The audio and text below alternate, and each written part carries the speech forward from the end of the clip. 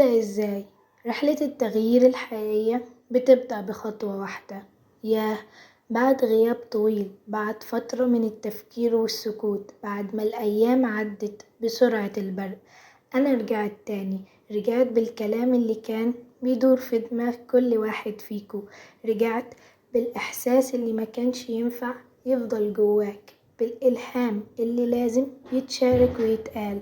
حاجات كتير اتغيرت، لكن النهاردة قررت أرجع، مش بس عشان نتكلم، لكن عشان نبدأ من جديد، عشان نفتح صفحة جديدة ومختلفة، عشان نرسم الطريق، نكتشف الرحلة اللي ممكن تغير كل حاجة. جاهزين؟ لأن النهاردة هنبدأ الرحلة اللي هتكون نقطة تحول بجد.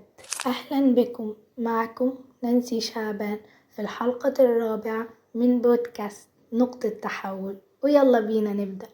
أول خطوة، اعرف إنك محتاج تتغير. أي حاجة جديدة بتبدأها بلحظة وعي، اللحظات اللي بتدرك فيها إنك عايز حاجة أحسن، إنك تعبت من نفس العادات، من نفس الروتين، من نفس القرارات اللي بتوديك لنفس النهاية كل مرة.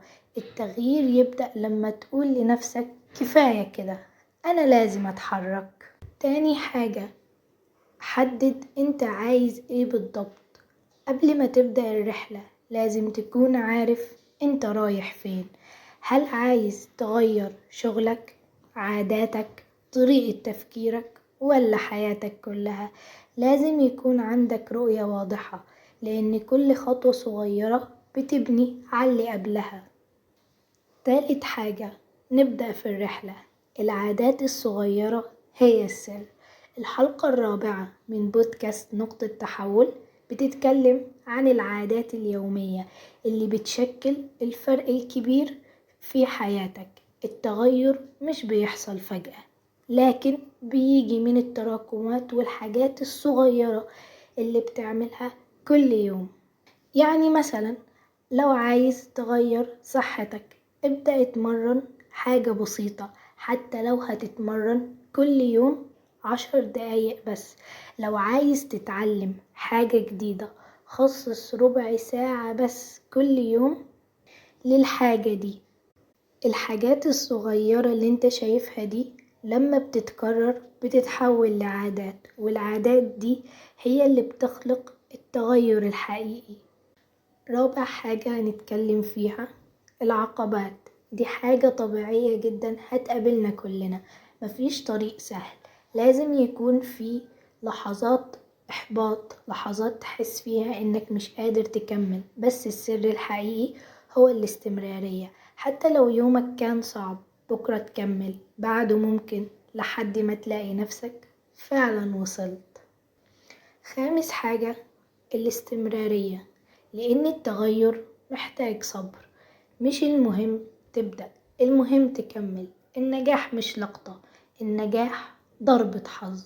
النجاح رحلة، وكل يوم بتقرب فيها للخطوة بتتحول لإنسان جديد. نيجي للنقطة اللي بعدها، ما تخافش من الفشل. الفشل مش علامة توقفك، ده مجرد مطب على طريق كل مرة تقع فيه. دي فرصة إنك تقف أقوى وتتعلم حاجات جديدة وتعدل مسارك. فبدل ما تتهز، خليه يحفزك. متخليش التغيير يكون حاجة بتعملها لوحدك، دايما هيكون في ناس بتمشي نفس الطريق بتاعك بالظبط. شارك حلمك، خد الإلهام من غيرك، خليك جزء من مجتمع يشدك لفوق مش يشدك لتحت. وآخر نقطة هنتكلم فيها، احتفل بكل الانتصارات حتى لو كانت صغيرة. مفيش حاجة اسمها خطوة بسيطة، كل خطوة بتعملها لقدام هي انتصار. ما تستناش لحد ما تحقق الحلم الكبير، احتفل بكل تطوير مهم كان صغير، لأن كل تفصيلة بتقربك لهدفك. وفي الآخر عايزة أقولك إن التغيير مش مجرد كلام، دي رحلة ليها بداية، بس انت اللي بتحددها. نهايتك والقرار عندك، الفرصة بين ايديك والمستقبل قدامك. ما تنساش خطوة منك وبس. سلام.